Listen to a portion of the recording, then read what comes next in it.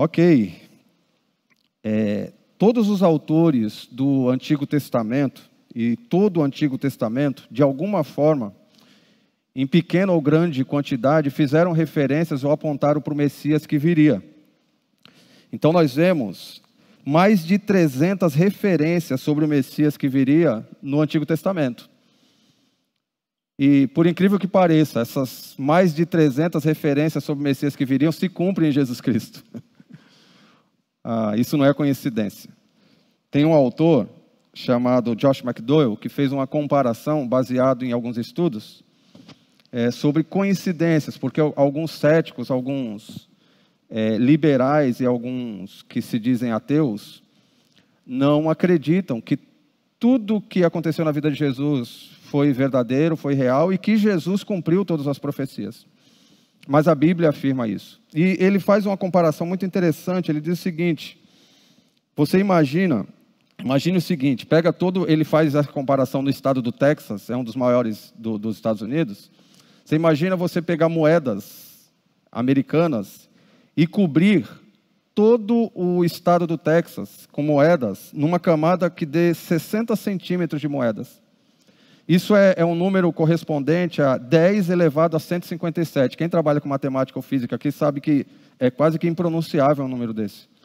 10 elevado a 157. É um número astronômico. São tantos zeros que não caberia com fonte 40 na tela aqui para a nossa projeção. Eu nem projetei. E aí o desafio que ele faz é o seguinte: imagina então que eles peguem uma dessas moedas que cobriu todo o estado do Texas, numa camada de 60 centímetros, e você marca aquela moeda e depois você mistura todas.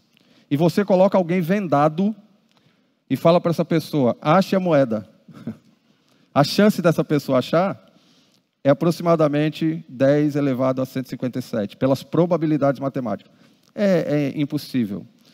E ele faz isso para provar que você pode pegar qualquer tipo, Nostradamus, ou qualquer outro tipo, Mãe de Iná, qualquer desses videntes, inclusive esses que sumiram, que não previram a pandemia, né?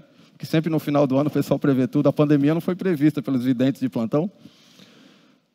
Você imagina que de todas as profecias, só 4 se cumprissem numa mesma pessoa. A chance disso acontecer, olhando para a história da raça humana, era de 1 elevado a 157. Ou seja, matematicamente, impossível. As 300 citações sobre o Messias que viriam, aproximadamente 300 citações diretas, fora as indiretas e profecias de duplo cumprimento, que só Jesus traduziu no Novo Testamento, todas elas se cumpriram em Jesus. Esse é o grande calcanhar de Aquiles, esse é o grande problema para os céticos e os ateus. Existe uma regra na justiça que diz que, uma das regras, né, dentro da justiça que diz: não, você é que tem que provar que eu sou o culpado. Então você levante provas para justificar que eu sou o culpado. Então os ateus, eles têm esse grande calcanhar de Aquiles, eles não conseguem provar os erros bíblicos, porque de fato Jesus Cristo cumpriu todas essas referências. E no Evangelho de Marcos nós vemos muitas dessas profecias. Por isso hoje, nesse trecho que nós vamos ler, que está em Marcos capítulo 15, você que está em casa, você que está aí, quiser já abrir, Marcos 15, de 16 a 47, nós vamos ver muitos desses cumprimentos. E não é à toa, porque nós vamos estudar agora, a gente está na reta final, né? Marcos já está deixando saudades, só temos mais 2 mensagens depois dessa aqui. Pastor Dário vai pregar domingo que vem sobre o capítulo 16, a ressurreição de Jesus. E depois, no próximo domingo, um resumo do que aconteceu em todo o livro de Marcos. E aí Marcos acaba. Foi rápido, né? Acho que foi muito proveitoso a gente estudar o livro de Marcos. E nós vamos partir para outra exposição.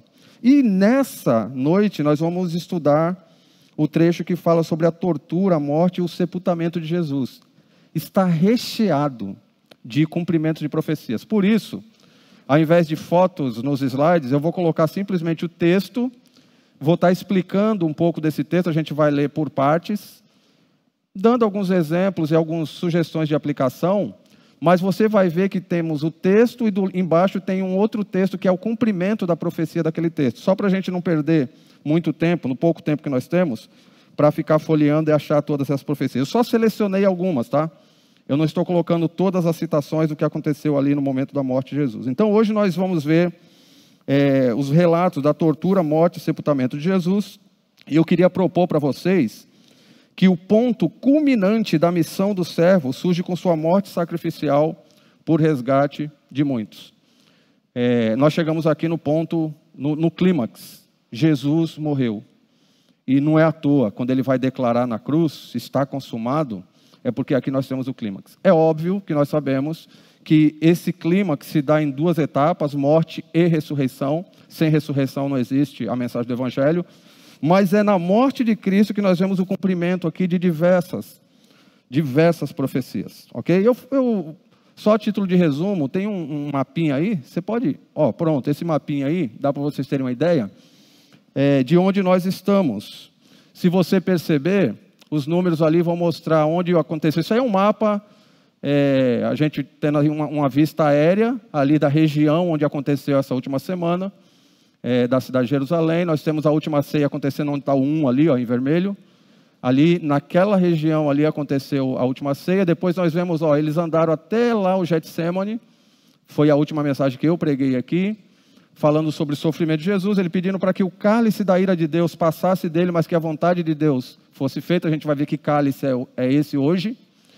Depois eles voltaram ali para o 3, a casa ali de Caifás, onde eles tiveram aquele julgamento injusto, um julgamento religioso totalmente injusto.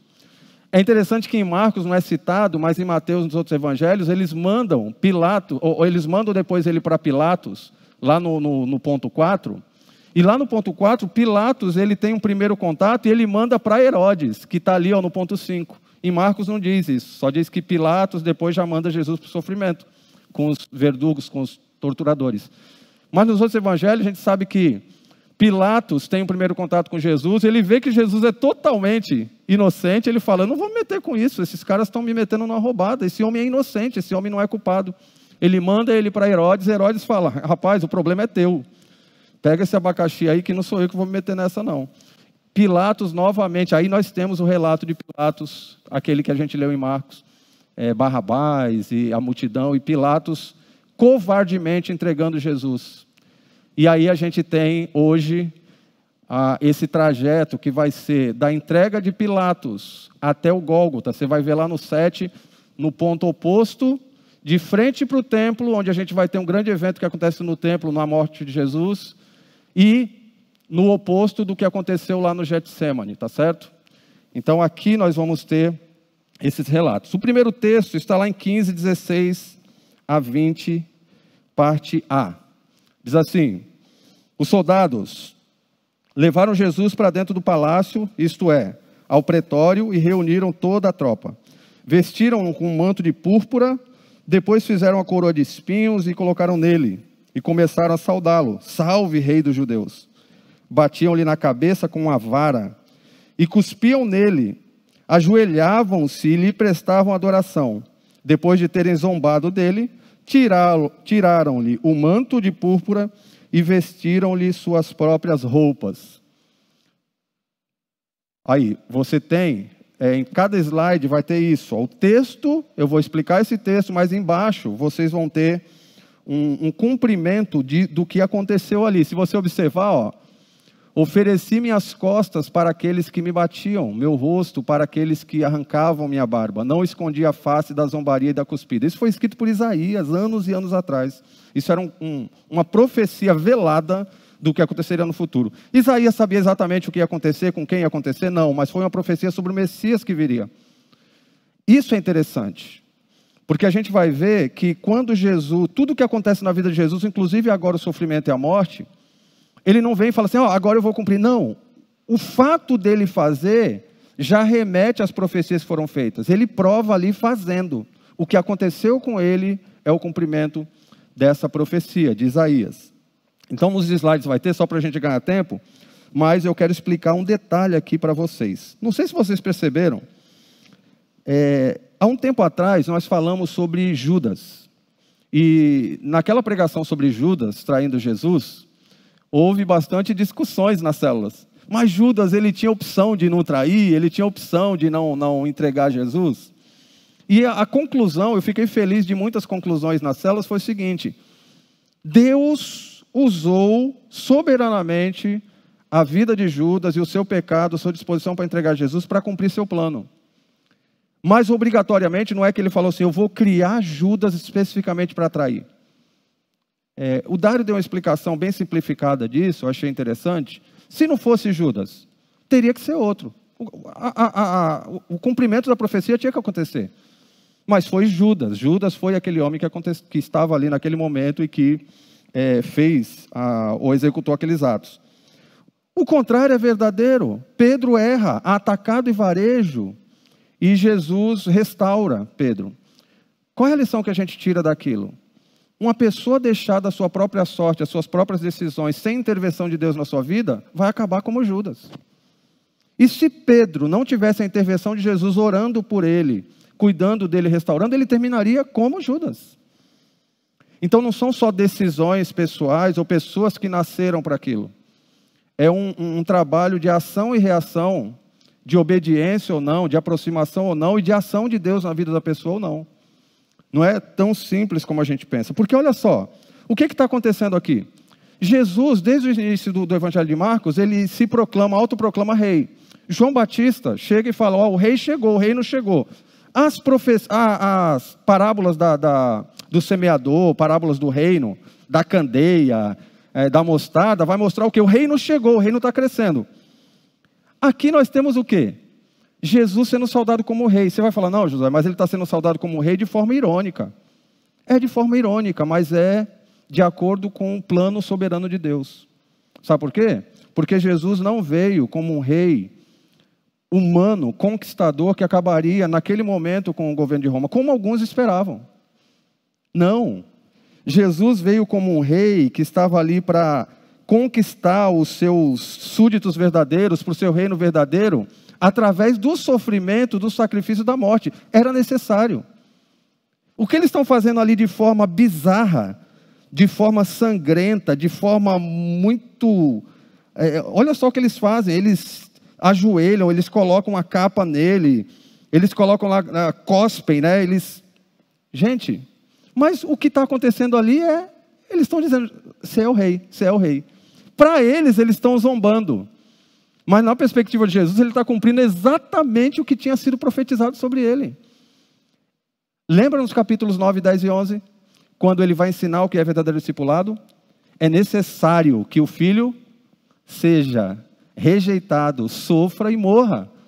Então não poderia ser diferente. Os soldados estão achando ali, a gente está fazendo aqui, está fazendo e acontecendo. Eles estavam simplesmente cumprindo, sem saber, soberanamente, o plano de Deus. Mas era uma corte muito bizarra, né? Ali dentro do palácio, e era no palácio, vocês viram no mapa, lá no pretório, era dentro do palácio.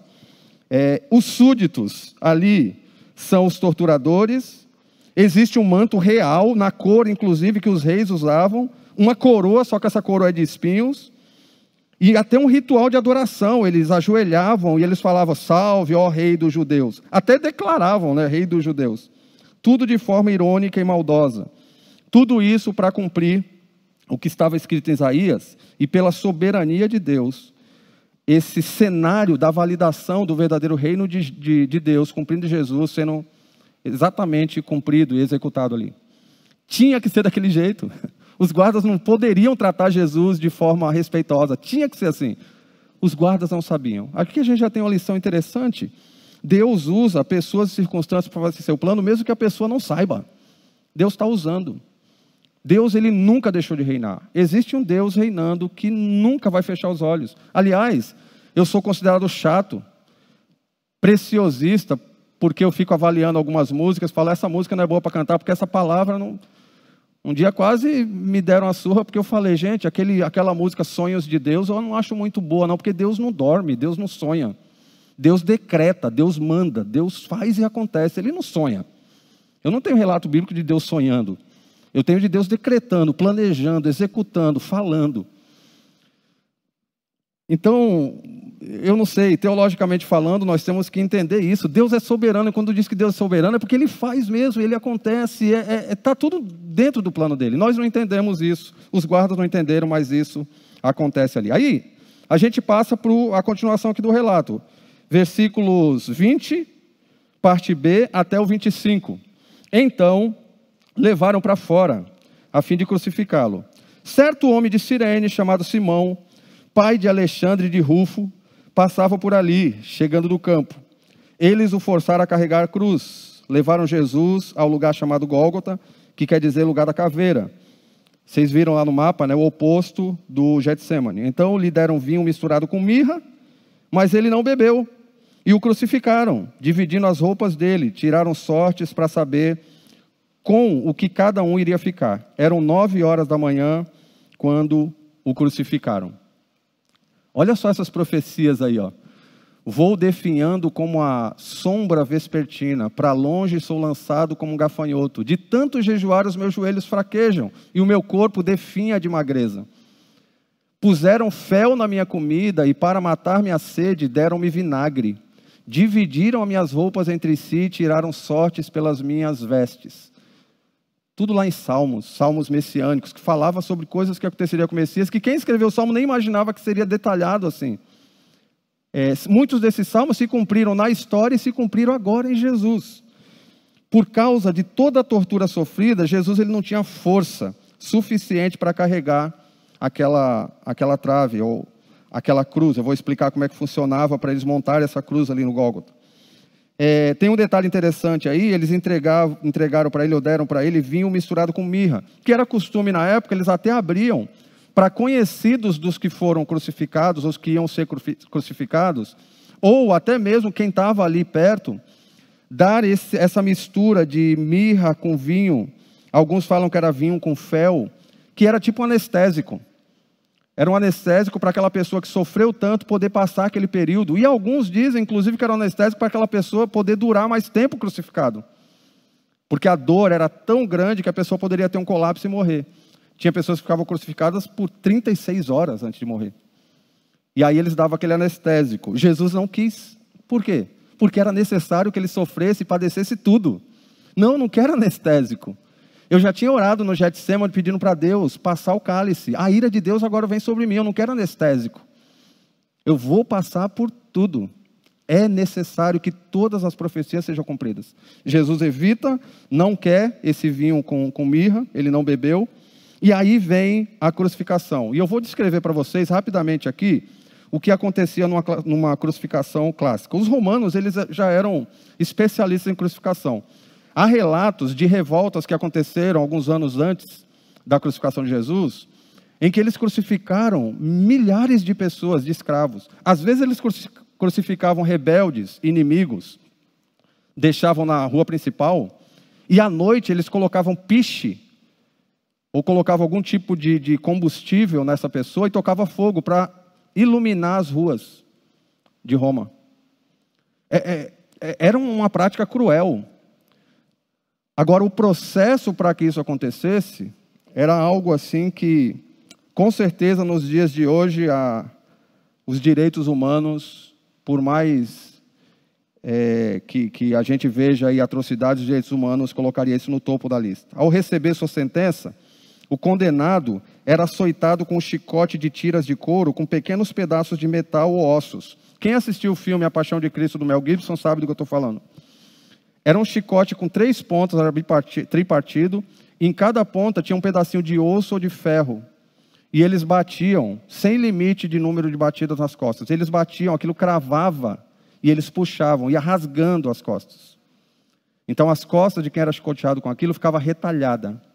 Em alguns pontos, como é retratado no filme, chegava no osso e vinha pedaços dos ossos junto desse chicote.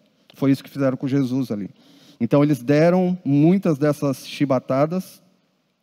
Ele era obrigado depois de levar também socos, pontapés, cuspidas, e eles tinham um cetro que normalmente os chefes da guarda romana usavam para disciplinar os soldados indisciplinados. Aqui diz que eles deram com esse cetro na cabeça de Jesus, batiam na cabeça dele e também esmurravam ele.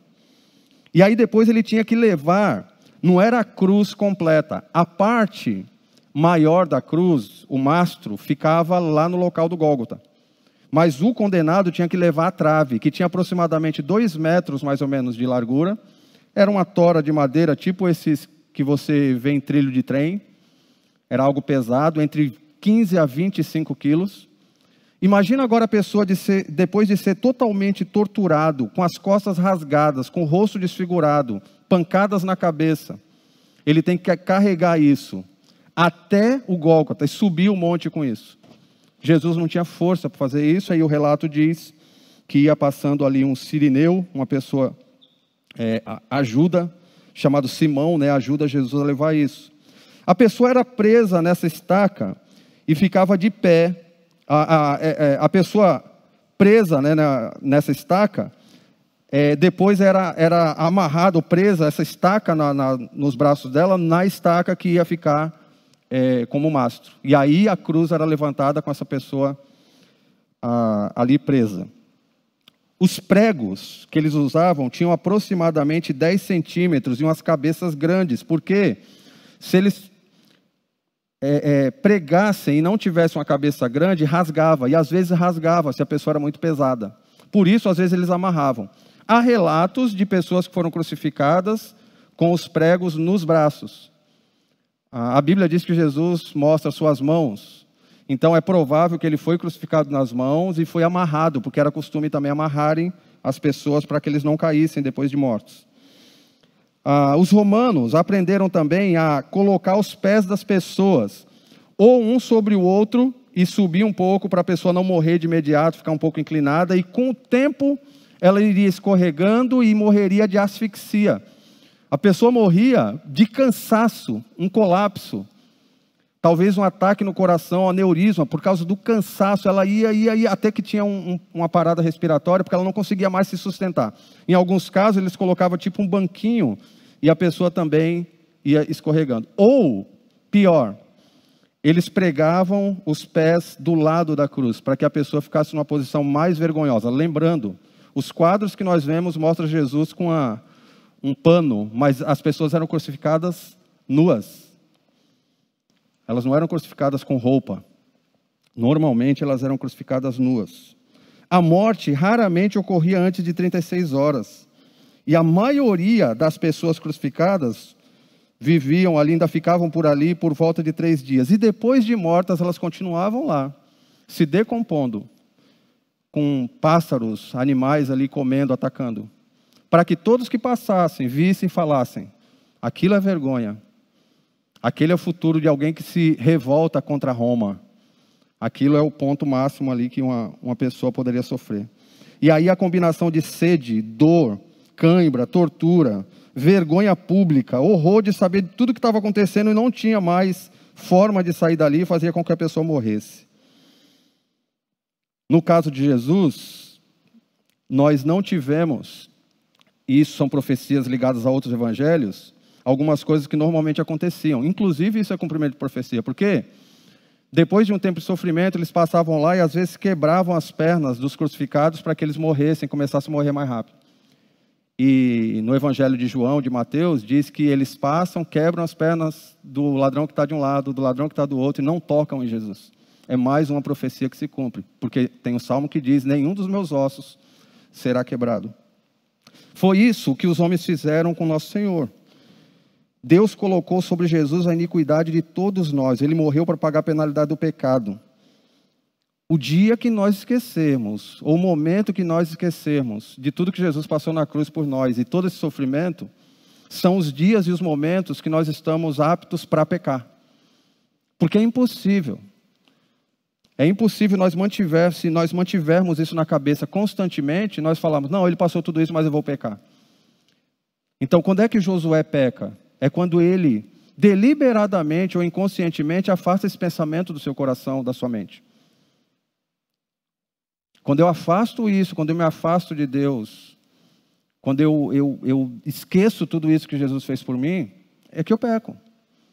É incompatível. Eu estar com tudo isso em mente, lembrando disso, nesse momento eu pecar, é incompatível. Agora eu me afasto de Deus, é óbvio, eu vou pecar. Eu não posso esquecer disso. Nós não podemos esquecer disso quando nós pensamos em evangelismo, em ministério. Ministério é fichinha, ministério é fácil. Eu estou cansado. porque eu trabalhei demais, eu estudei demais, aí eu não vou fazer meu ministério, eu não vou na célula. Isso é fácil. Quando tem jogo da Copa, nós acordamos de madrugada.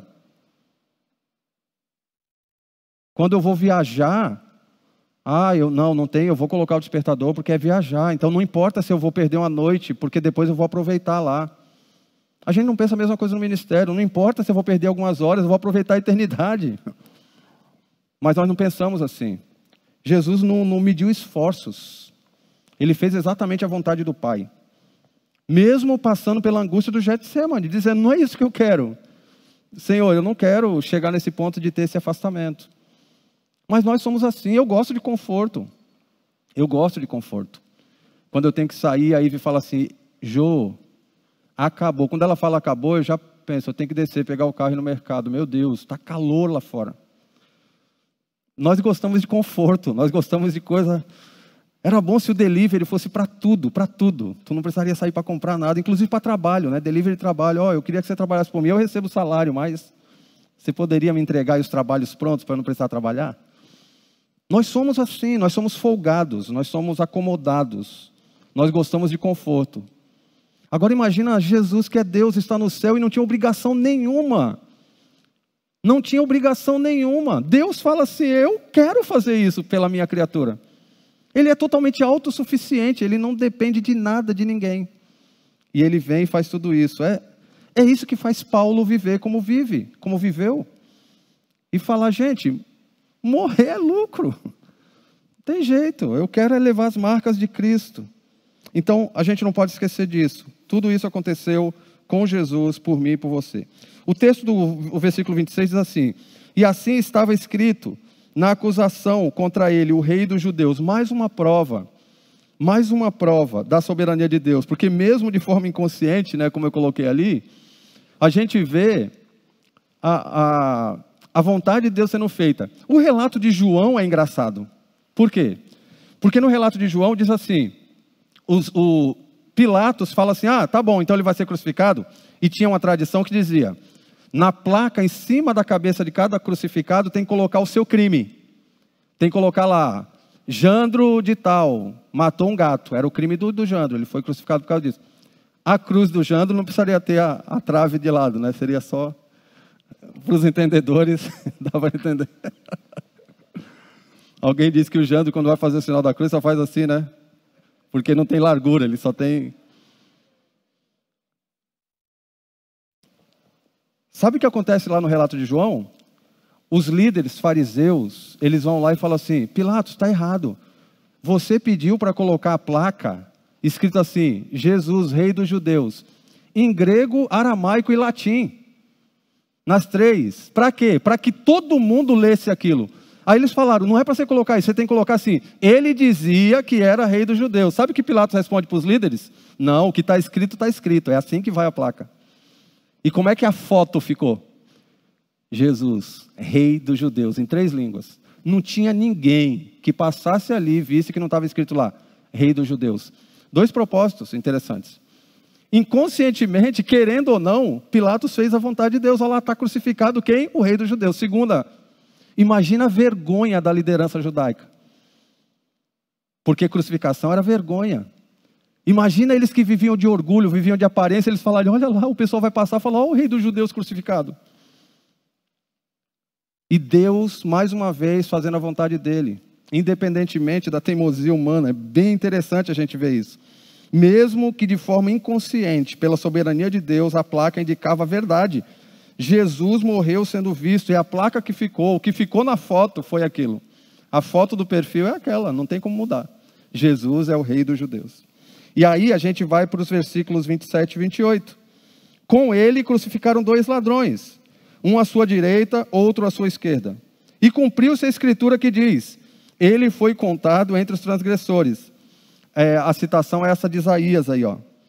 Por isso eu lhes darei uma porção entre os grandes, e ele dividirá os despojos com os fortes, porquanto ele derramou sua vida até a morte, e foi contado entre os transgressores, pois ele carregou o pecado de muitos, e intercedeu pelos transgressores. Marcos não fala sobre o diálogo de Jesus com os ladrões. Aliás, a história diz que existia um bom ladrão, né? Que de bom não tinha nada, ele era ladrão. Ele não era bom. A gente vai ver que ele foi justificado porque foi salvo. Aliás, aqui é outro contraste de Marcos que mostra vergonha para a liderança. Porque o que acontece aqui é o que deveria ser pregado em relação ao Evangelho. Se entregue a Jesus Cristo e você está salvo. Ponto. Foi o que aconteceu com o ladrão. E olha a vergonha para a liderança. Quando o ladrão que está lá, nos outros relatos do Evangelho, diz que um deles se rende a Cristo, Jesus fala para ele, né, hoje estarás comigo no paraíso. Supõe-se que esse camarada foi convertido. Jesus não fala assim, gente, para tudo, vamos dar uma pausa. Porque ele tem que descer, ele tem que ir lá ser batizado, tem que virar membro da igreja, tem que estar em dia com dízimo, tem que ir na célula, tem que fazer o celebrando, tem que fazer... Aí sim, aí agora ele volta, morre e ele vai estar no paraíso. Não. Ele se rendeu a Cristo, ponto. Nós acrescentamos itens para avaliar se uma pessoa é convertida ou não. Porque a conversão é entender o Evangelho, confessou a Cristo, entregou a vida a Cristo. O resto é vida de santificação que vai aos poucos. E que não acaba até a volta de Cristo, porque não existe fase de santificação que você deixa de pecar. Se afastou de Cristo, não importa quantos anos de Evangelho, esqueceu o que Cristo fez na cruz, você volta a estar propenso a errar. E o ladrão da cruz vai mostrar essa vergonha para eles, né? Cumprimento de profecia e Jesus mostrando o que é o verdadeiro Evangelho. O verdadeiro Evangelho é entregar-se a Jesus Cristo. 29 a 32, continuando a leitura aqui. Os que passavam, lançavam-lhe insultos, balançando a cabeça e dizendo, ora, você que destrói o templo e o reedifica em 3 dias, desça da cruz e salve-se a si mesmo. Da mesma forma, os chefes dos sacerdotes e os mestres da lei zombavam dele entre si, dizendo, salvou os outros, mas não é capaz de salvar-se a si mesmo? O Cristo, o Rei de Israel, desça da cruz, para que vejamos e creiamos. Os que foram crucificados com ele também o insultavam. 2 textos aqui, o Salmo 22 e o Salmo 69, mostram o cumprimento dessas profecias, que diz assim, caçoam de mim todos os que me veem, balançando a cabeça, exatamente como está no texto, né? Lançam insultos contra mim, dizendo, recorra ao Senhor, que o Senhor o liberte, que ele o livre, já que lhe quer bem. Os que sem razão me odeiam, são mais do que os fios de cabelo da minha cabeça. Muitos são os que me prejudicam sem motivo, muitos os que procuram destruir-me. Salmo 69, 4. E mais uma vez aqui a gente vê a soberania de Deus, porque não sei se vocês perceberam, vocês viram como os fariseus, os líderes se dirigiram a ele? Primeira e única vez no Evangelho de Marcos, que eles se dirigem a ele dizendo assim, o Cristo, o Rei de Israel. Mesmo que de forma inconsciente, mesmo que de forma torta, de forma bizarra, irônica, eles falaram, tu é o Cristo, tu és o Rei de Israel. Não adianta, a artimanha humana, o plano de Deus vai ser cumprido, e a gente vê cada vez mais essa liderança judaica se enrolando, né? Cada vez mais.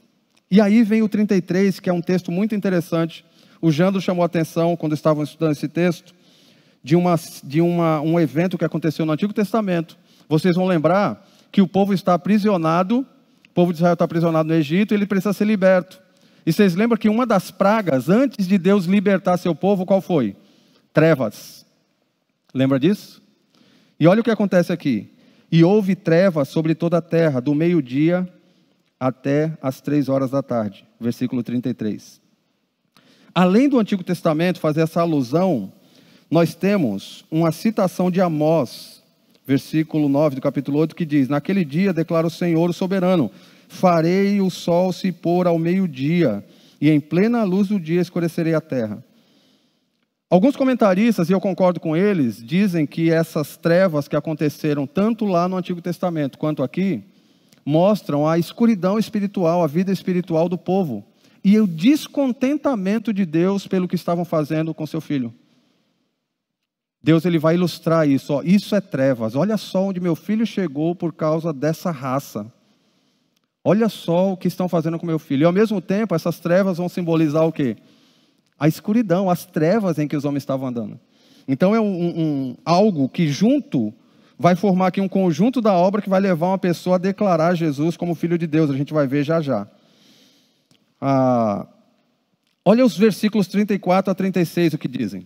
Dando sequência aqui ao sofrimento de Jesus. Por volta das 3 horas da tarde, Jesus bradou em alta voz: Eloi, Eloi, lama sabachthani, que significa: meu Deus, por que me abandonaste? Quando alguns dos que estavam presentes ouviram isso, disseram: ouçam-no, ele está chamando Elias, porque Jesus falou Eloi, Eloi, eles estavam imaginando que Jesus estava chamando Elias, né? Um deles correu, embebeu uma esponja em vinagre, colocou na ponta de uma vara e deu a Jesus para beber. E ele disse, deixem-no, vejamos se Elias vem tirá-lo daí. Eles de fato esperavam, eles sempre esperaram que Elias um dia voltasse. Talvez por isso eles tiveram essa impressão de estar ouvindo Jesus clamar por Elias. Mas se vocês observarem, o Salmo 22:1 diz o seguinte: meu Deus, por que me abandonaste? Jesus está citando esse salmo. Esse brado é a chave para entendermos o que aconteceu no Getsemane. Isso aqui é a ira de Deus. O pecado do homem levou Jesus a sofrer tudo isso e morrer na cruz.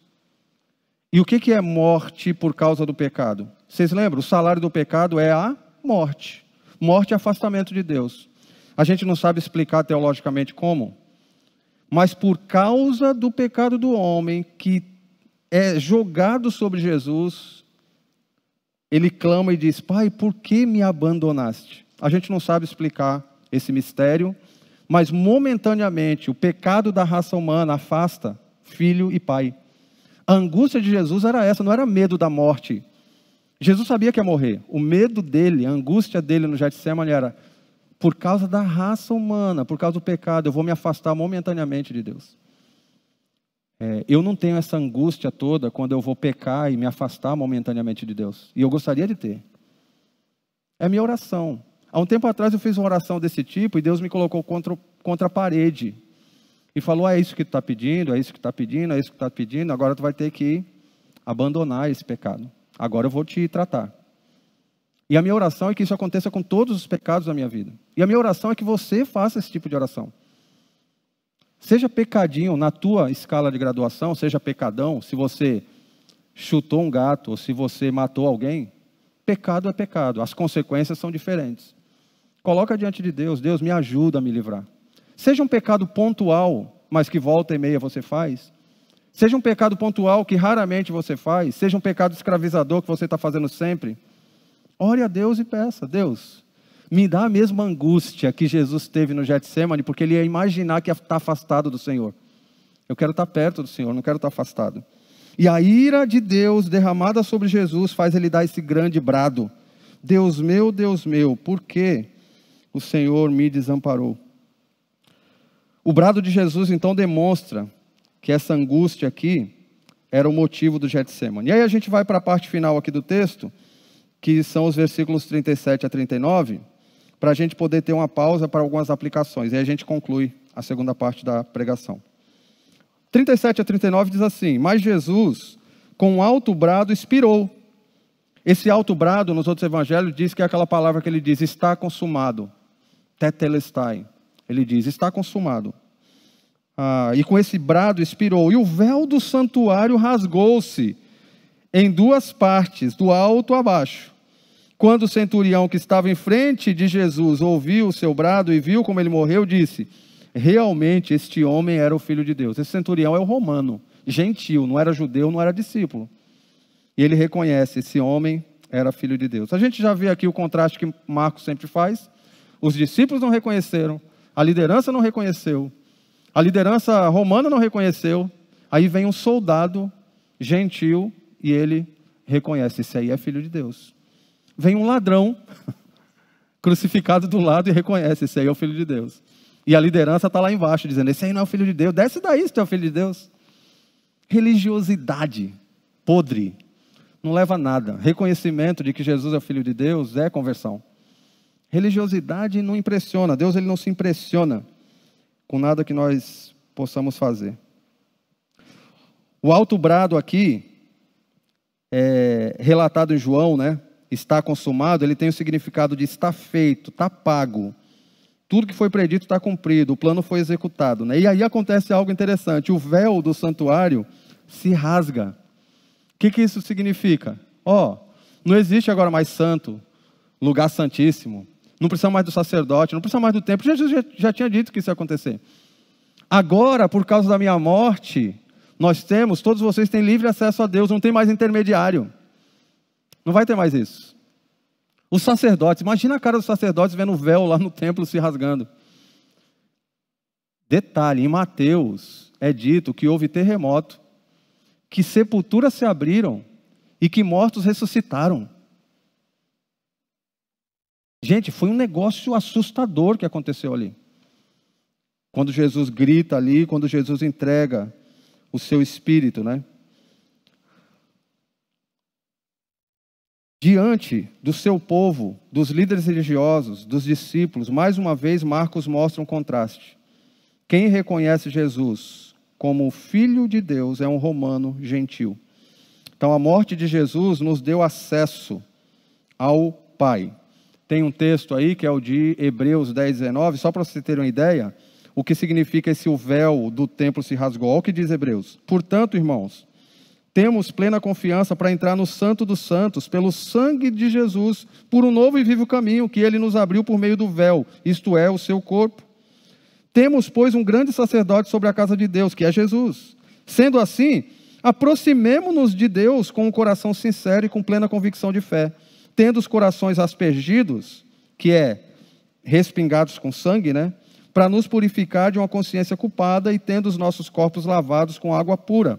A vida de santificação, a vida de salvação é possível porque Jesus morreu e o véu se rasgou. Não mais lei, não mais Antigo Testamento, não mais religiosidade, é aceitar Jesus, ponto.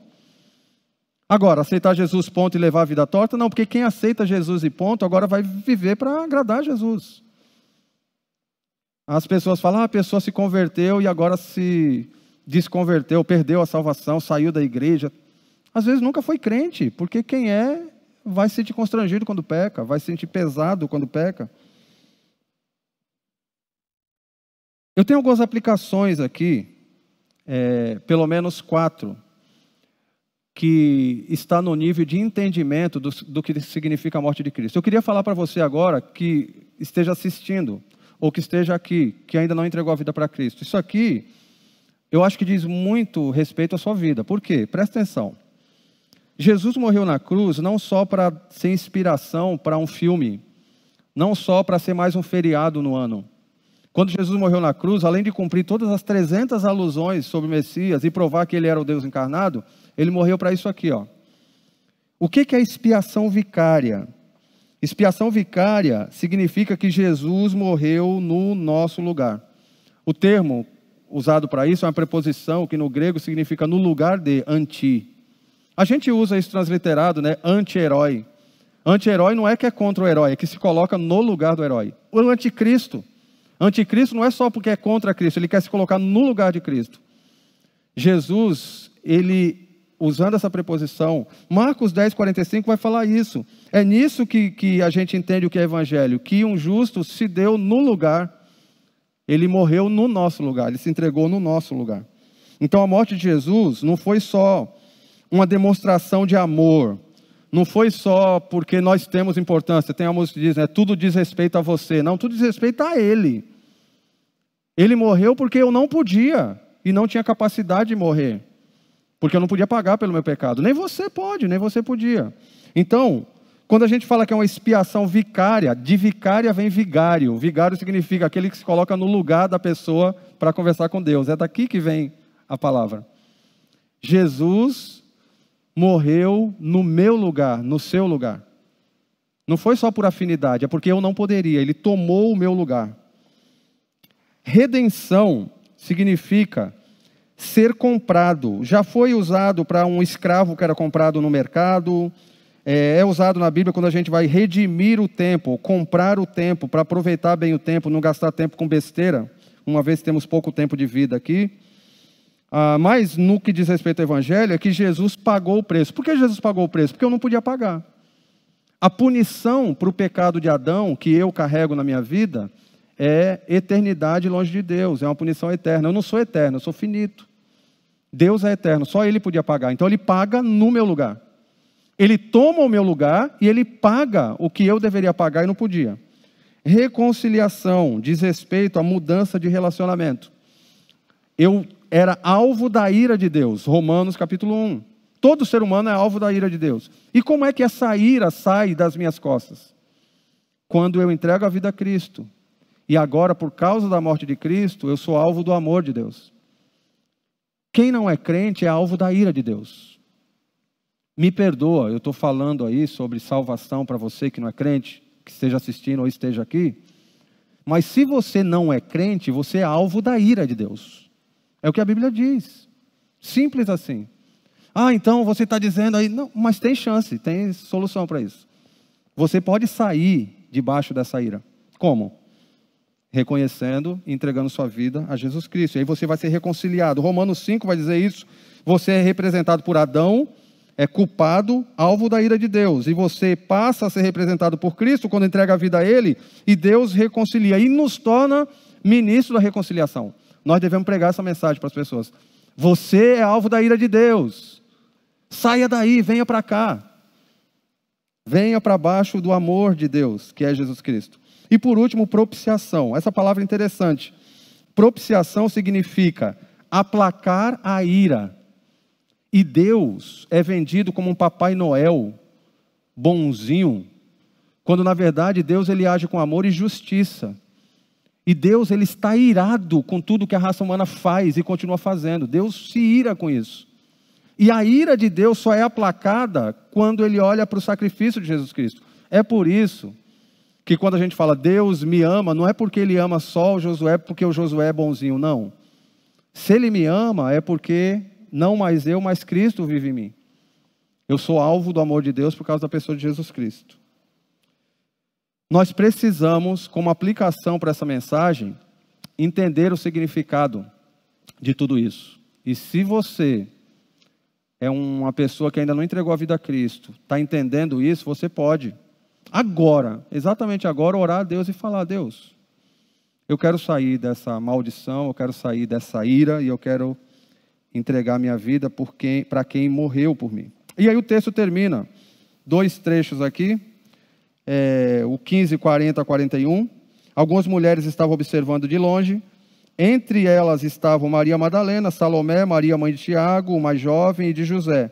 Na Galiléia elas tinham seguido servir a Jesus. Muitas outras mulheres a tinham seguido ele para Jerusalém. Estavam observando ali de longe. A gente tem essa profecia do Salmo 38. Meus amigos e companheiros me evitam por causa da doença que me aflige. Ficam longe de mim os meus vizinhos. Nós vemos isso se cumprindo. E o trecho final, do 42 ao 47. Era dia da preparação, isto é, a véspera do sábado.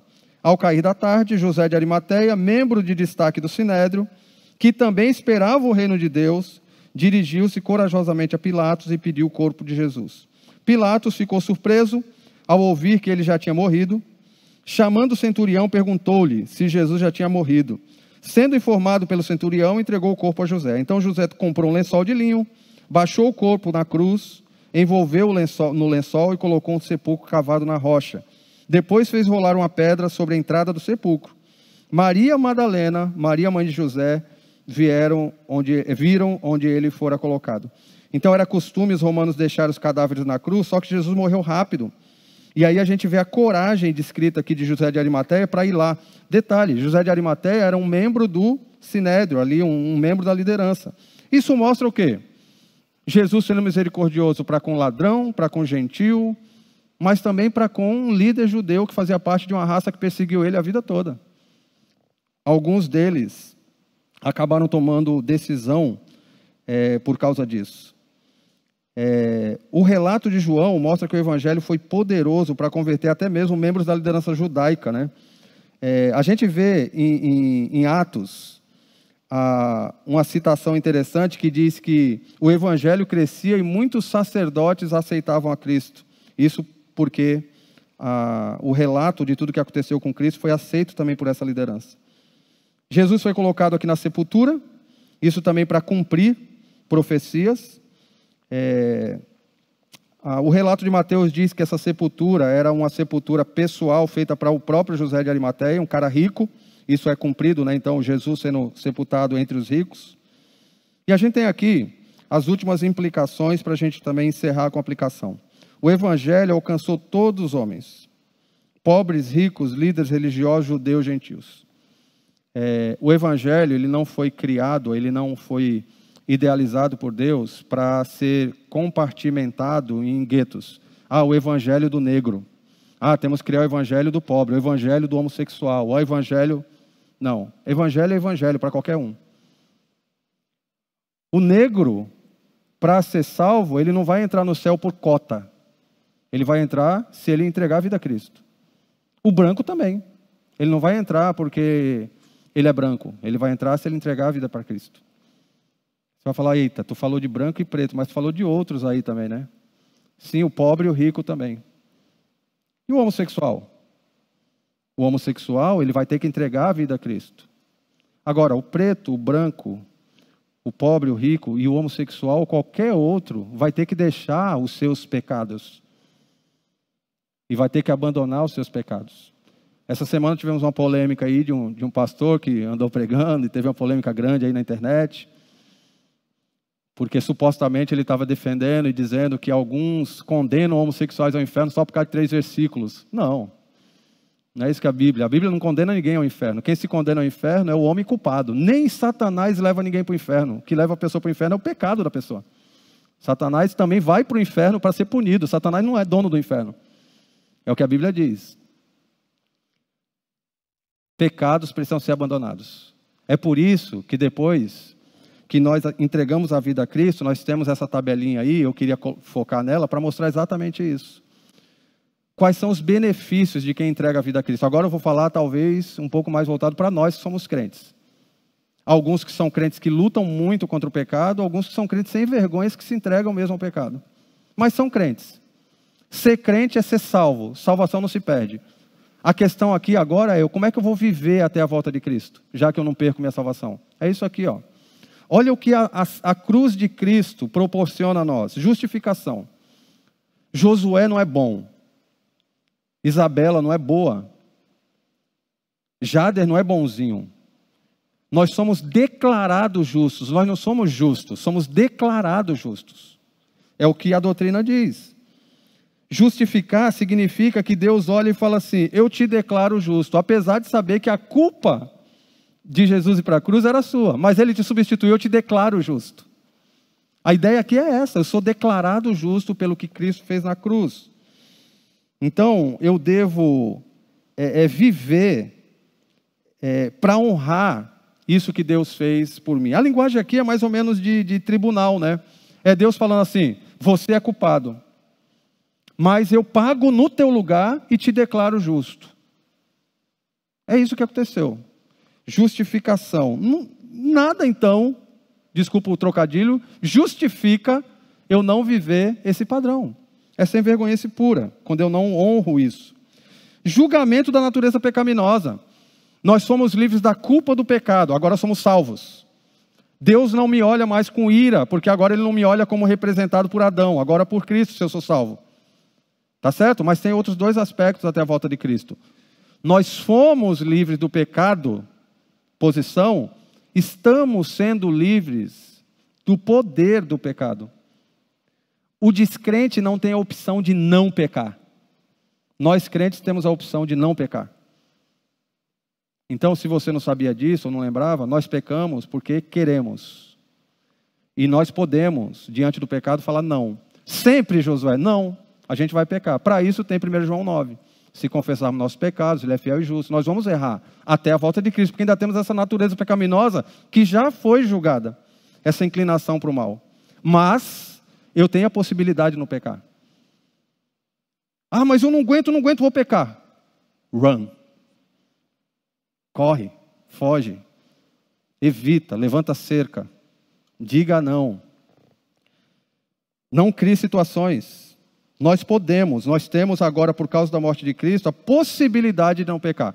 E seremos livres da presença do pecado, porque na glorificação, não mais pecado.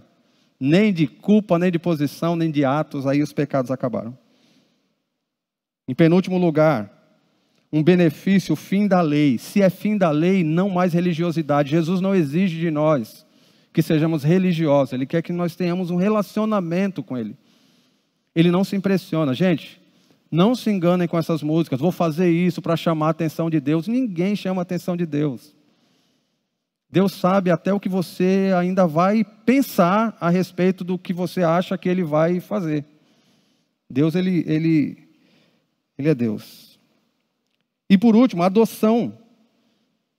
A adoção é uma doutrina que vai dizer o seguinte: nós temos plenos direitos porque fazemos parte da família de Deus. A pergunta que eu faço aqui é a seguinte: o crescimento espiritual está envolvido nesses privilégios.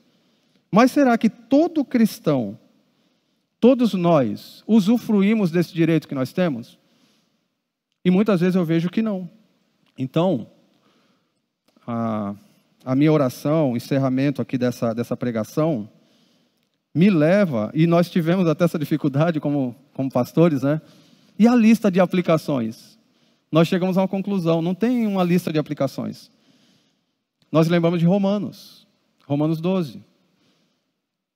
Eu peço para que vocês mudem a mente, porque é impossível. E a lista que o Dário lembrou foi isso. Espera aí, se nós entendermos isso, nós vamos diminuir cada vez mais listinhas do que cada um vai fazer. Cada um cria a sua lista. Se nós entendermos o que Cristo fez na cruz e tudo que nós temos nele, não precisa ficar dependendo de alguém falando, não, durante essa semana faça isso, aquilo. Não, você vai viver para ele.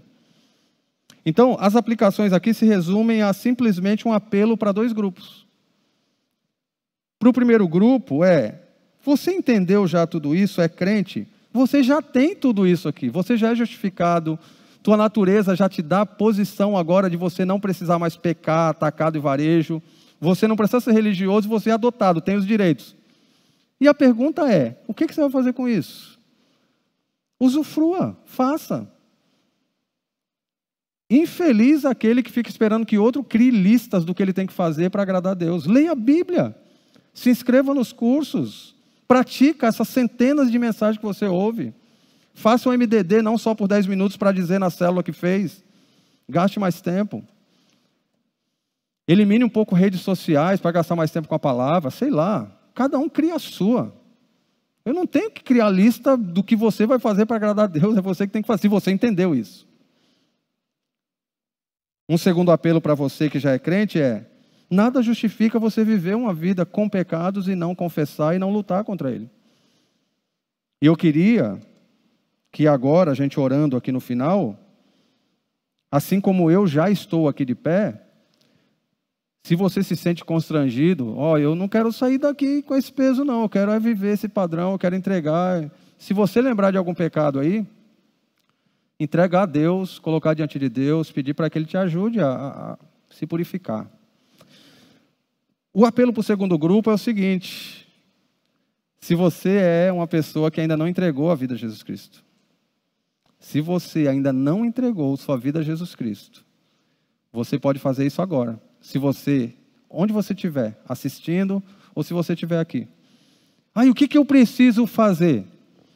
Reconhecer tudo isso que foi descrito, orar e falar, Deus, chega da cabeçada, chega de caminhar para o inferno rindo, chega de negar que o Senhor é Deus, eu quero colocar isso aqui diante do Senhor, eu quero que minha vida seja modificada.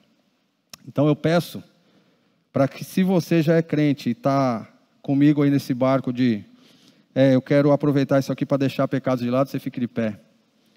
E se você que está aqui ou não, está aí de forma virtual, quiser entregar a vida a Cristo, nós vamos ficar muito felizes com isso. Nós vamos ficar muito, mas muito contentes com isso. Eu já passo a palavra aqui para o Jandro, para ele poder... Assim ele já ora, encerra, mas eu queria fazer uma oração antes do Jandro encerrar e apresentar o irmão. Aproveitando, não dá para fazer isso no virtual, mas aqui, agora, alguém aqui que chegou aqui e ainda não era crente e durante essa mensagem entendeu ou está aí pensando, é isso que eu quero entregar minha vida a Cristo. Alguém aqui quer entregar a vida a Cristo? Quer sair daqui agora dizendo assim, eu cheguei aqui descrente, mas é isso aí que eu quero que Cristo me adote como filho, eu quero ser justificado, eu quero caminhar para o céu, eu quero aguardar a volta de Cristo. Alguém aqui? Se tiver durante a oração, você vem aqui à frente, se coloca aqui do lado com o Jandro. Se você, onde você estiver, assistindo aí, quiser também entregar sua vida a Cristo, fique em pé aí. Eu nem exijo que você fique em pé, de repente você não está em condição de ficar de pé, mas ore fazendo essa entrega. Deus, eu te agradeço por cada irmão aqui de pé, porque nós entendemos que isso não é um ritual vazio. O Senhor conhece cada coração, o Senhor sabe que as intenções de cada um. E eu te peço, ó Pai, que isso seja uma verdade para cada um de nós. Lembrar todo dia, cada instante, o que Cristo fez na cruz, para nos livrar das tentações, nos livrar do comodismo, nos livrar daquela sensação de conforto ou de segurança que nos faz pecar. Te peço, ó Pai, que seja um exercício constante na vida de cada um, na minha vida também, da minha família. E obrigado, ó Deus, porque o Senhor mostra que independentemente de o que façamos ou nossas intenções, o Senhor é tão bom que garante nossa salvação. E o Senhor nos dá a oportunidade de viver para o Senhor aqui. Portanto, eu te peço que o Senhor nos abençoe. E eu te peço também, ó Deus, pelas pessoas que entregaram a vida ao Senhor. Seja aqui, agora, seja assistindo. E eu te peço, inclusive, crendo na tua soberania, se de repente esse vídeo que está sendo gravado for usado em outro momento e no futuro pessoas tomem a decisão por causa dessa gravação, eu te peço que o Senhor, mais uma vez, seja glorificado por isso, porque tudo depende do Senhor. Obrigado por tudo que o Senhor faz em nossas vidas, obrigado pela vida de Cristo, obrigado pelo sofrimento, a morte, obrigado a Deus, porque o Senhor nos faz entender, aceitar isso e nos constrange para mudarmos nossas vidas. Te pedimos que seja uma semana muito diferente, uma semana em que cada um pare para criar suas próprias listas do que deve fazer para o Senhor, não para impressioná-lo, mas para agradecer por tudo que o Senhor já fez na cruz.